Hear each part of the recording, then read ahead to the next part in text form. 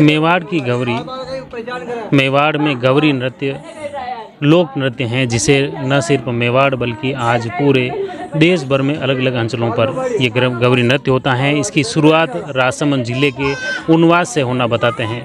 आज हमारे साथ में ख़ास तौर से जो गौरी नृत्य करते हैं भील समुदाय के लोग कलाकार अपने मेवाड़ की विभिन्न सांस्कृतिक गतिविधियों से जुड़ी हुई हैं। ख़ास तौर से पर्यावरण का संदेश भी इसमें है, तो शक्ति है, भक्ति भी है इसमें, और हर तरह से लोगों को अवेयरनेस के हिसाब से भी इसे माना जाता है। और इसीलिए इसी परंपरा को आज न सिर्फ गांव के चौराहे से यह सीमित हैं बल्कि आज अंतर्राष्ट्रीय मंच पर भी गौरी का नृत्य होता है। आज इस गौरी नृत्य के बारे में हमारे साथ में भील समाज के, गमेती समाज के जो प्रबुद्ध जन हैं, जो इसमें विभिन्न कला के माध्यम से लोगों को जागरूक करते हैं, उनसे ही जानते हैं कि इसकी शुरुआत कैसे हुई। पहले आपका परिचय। मैं अंबालाल भील सरकार रहता हूँ। अच्छा, ये गौरी नृत्य की शुरुआत किस तरह हुई है? अन्य पाछे कई मान्यता है? अन्य पाछे मान्यता यह है कि हमारी जो देवी है, जो ये नवला की देव है, सावंत माता है, गौरजा माता है, महादेव जी का ये संघ है। और हम किसी के बुलाने से नहीं, ये एक देवी का आसरा है। कहीं पे भी चले जाएंगे, इस देवी के जो टाइम हो जाता है उस समय पे हम सब दौड़ के चले आते हैं सर। अन्य प्रति मेन आपने कई आस्था है, महीने पर जैसे 1.25 महीने गौरी चलती है, इसमें आम लोगरी आप गाँव जो भी अन्य कलाकार जो शामिल हुए उन्होंने कई तपस्या रहे, किस तरह घर बिल्कुल बहाने? इसमें इस तरीके का मामला है सर, जैसे हम न तो पैरों में जूते पहनते हैं, नहीं 1 महीने तक ये 5 जो लोग होते हैं, 5 से 7 आदमी, जो ये बिल्कुल स्नान भी नहीं करते हैं, सिर्फ दुल्हन 11 के दिन ही स्नान करते हैं। और बाकी जो खेल है वो हरी सब्जी नहीं खाते हैं और बिछानों पे सोते नहीं हैं और नहीं स्नान करते हैं। परिवार से पूरे अलग रहते हैं? बिल्कुल परिवार के अलग। और हमारे जो घर में जो महिला होती है वो भी इसी तरह का हम जो रखते हैं वो उसी तरह से वो भी रखती है। मतलब इस 1.25 महीने में ब्रह्मचर्य का भी पूरा पालन होता? बिल्कुल सर, घर के अंदर भी जाते हैं ना, गेहूँ मूत का स्नान करने के बाद में जाते हैं। अच्छा, बाकी ये 1.25 महीने में जैसे जिस दिन गौरी लेते हैं उस दिन से बाहर निकलते हैं, उसके बाद अलग अलग? बिल्कुल सर, सही बात है, हम घर पे सोते ही नहीं हैं। अभी ये 1 महीना होने पे आया है, अभी तक घर पे जाते हैं, बाहर से हम बातचीत करके वापस आ जाते हैं, बाकी अंदर जाते ही नहीं, घर पे अभी तक सोए भी नहीं हैं। ये मुख्य रूप से आप देखिए इन गौरी की जो अद्भुत परंपरा है, अलग अलग परंपरा है, इस परंपरा को कहीं न कहीं आज भी जीवित रखे हैं समाज के कुछ प्रबुद्ध जन भी हमारे साथ में। ये गौरी ने मुख्य रूप में शुरुआत कटू भी मुख्य गौरी की शुरुआत ये एक शिव और पार्वती का संग है। जब क्या था कि एक भस्मासुर राक्षस था, उस राक्षस ने भगवान शिव की भक्ति की और उस भक्ति में उसने भगवान शिव से वरदान मांग लिया।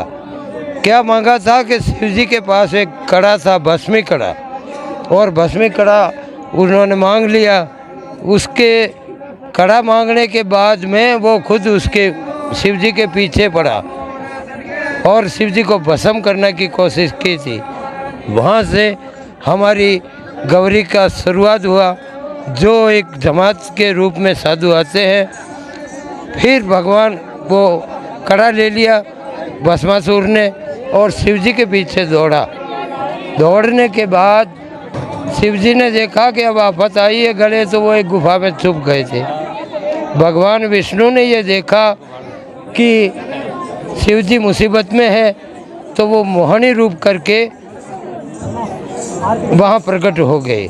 आज हमारी गौरी के अंदर दोनों प्रकार की रई एक सम्मान आपको दिखेगी, मगर इसमें एक तो पार्वती रूप नारी है और दूसरा भगवान विष्णु के रूप, विष्णु जो मोहनी रूप धारण किया वो है इसके अंदर। और ये जो बीच में है महादेव, जिसकी जटा तो भस्मासुर को फिर नष्ट करने की कोशिश की थी शिव जी ने, तो ये है।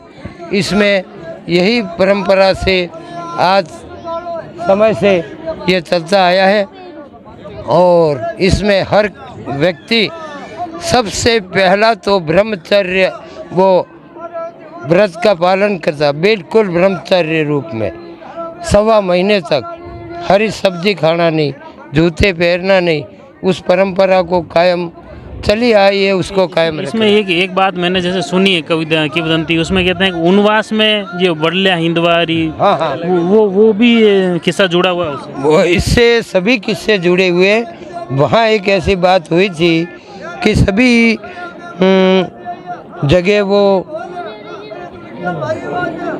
देवताओं में जब मुसीबत पड़ी थी और इन्होंने देवता कहीं जल में डूबने लगे, तो फिर वहाँ एक वल्या प्यार, साथ में प्यार से वल्ले के रूप में उस समुद्र के अंदर प्रकट हुआ। सभी देवियाँ उस पर बैठ करके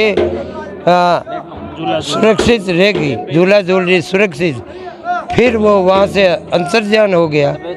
अंतर्ध्यान होने के बाद में फिर देवी के सपने में आया कि मैं अमुक जगह हूँ। फिर अम्बाव जो शक्ति रूप है, देवियों में सबसे बड़ी अम्बाव है, वो मतलब इसका पता लगाने के लिए छोटा रूप धारण करके प्याल के अंदर उतरी और वहाँ से उसने सोए हुए नाग को जगाया, उसको काटा और ये मतलब फिर धरती पे ला करके देवल उनमें उस वल्य को अच्छा लगाया, वल्या हिंदवा लगाया। तो उसके पीछे एक बात थी कि जब पहाड़ों से, कोयला पर्वत से जो सन 350 जोगी आए थे कि मृतलोक के अंदर एक ऐसा वृक्ष है जिसकी गहरी छाया है, अच्छा है, तो वो वहाँ देखने के लिए आए थे। इधर देवी ने उस प्याल हाथमे में वल्या से ये वचन मांगा। वल्या ने कहा कि मैं नहीं आ रहा हूँ, मैं वहाँ दुखी रहूँगा। तो उसने वर मांगा कि तेरे को 350 बालक का भोग दूंगा, 350 बालकों का भोग दूंगा। इधर वो कोयला पर्वत से जमात आ गई थी, तो उन्होंने आए और वहाँ डेरा दिया, वल्ले के नीचे बैठे रहे। और इधर देवी ने कहा कि तेरी मेरी जो बात थी उसको आप पूरा कर ले। सबको नींद आ गई। देवी ने खोल कट्टारा हाथ में लिया, कट्टार लेके सबके सिर धड़ से अलग कर दिए और वहाँ वो हो गए। फिर इसके आगे वहाँ जो दारानगर का राजा था, दारानगर का राजा झेल दारानगर का, उसने उस वल्ले को कटवा दिया था। मतलब वो जोगी गया उनके पास, जा कर के उसने उस राजा से वचन मांगा। वचन मांगा पहले, और फिर वचन में उसने मांगा कि मुझे वो मेरे 350 जो मतलब व्यक्तियों का वो भोग ले चुका, उसको कटाओ।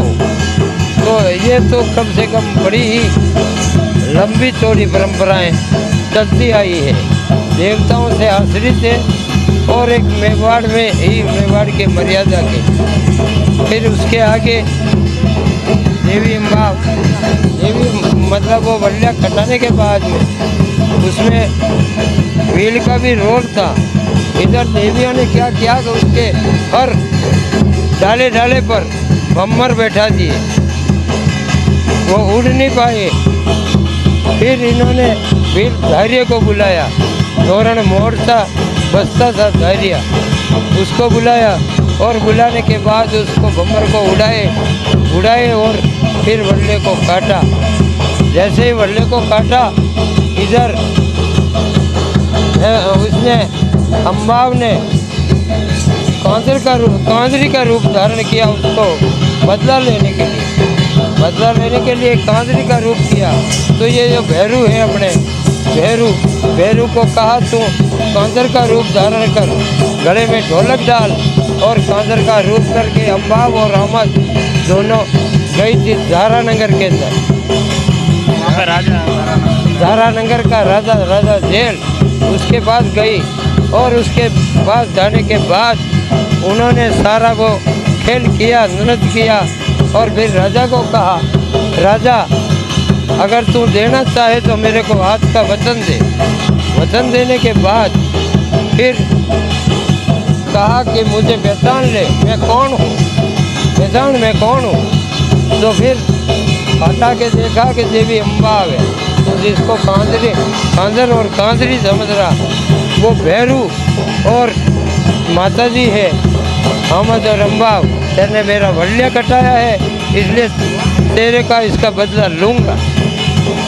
फिर इससे आगे इतिहास चला तो इसके राजा की एक बहन थी, पांचा मोचन बहन थी, एक भाईली बहन, वो 9 लाख देवियों की सेवा में थी, सेवा करती थी। उसकी आड़ में उस राजा को जैसे तैसे करके बचाया।